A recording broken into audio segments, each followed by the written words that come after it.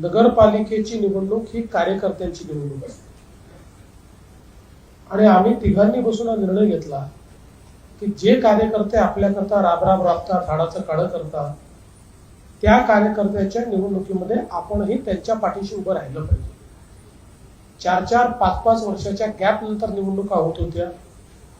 कार्यकर्त्यांची अपेक्षा मोठी होती.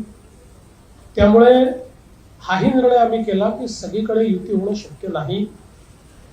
कार्यकर्त्यांचे ऍस्पिरेशन्स आहेत. त्यामुळे जिथे शक्य आहे तिथे आम्ही युती केली, जिथे नाही तिथे नाही केली. कुठे 2 पक्षांनी केली, कुठे 3 पक्षांनी केली, कुठे कोणीच केली नाही. आणि सिरियसली या निवडणुकीमध्ये आम्ही सगळे उतरलो. मी मुख्यमंत्री असलो तरी 10,000 लोकसंख्येच्या गावातही जाऊन प्रचार करून आलो.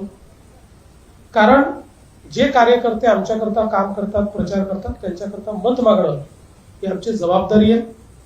दुर्दैवाने विरोधी पक्षातले जे नेते आहेत ते कार्यकर्त्यांना विसरले.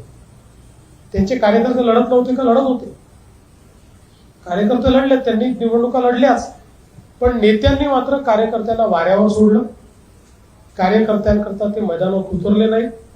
आणि याचं एकमेव कारण होतं की पुढची भीती होती, त्यांना हारण्याची भीती होती. जसं त्या ठिकाणी समजा या निवडणुकीत हारलो तर मग आता जे काही आपल्या महानगरपालिकेमध्ये ब्रँड ठाकरे दाखवायचा आहे, मग उबाठा दाखवायची आहे, मग NCP SP दाखवायची आहे आणि आम्ही कसे जिंकणार आहोत, त्याचा फुगा फुटेल,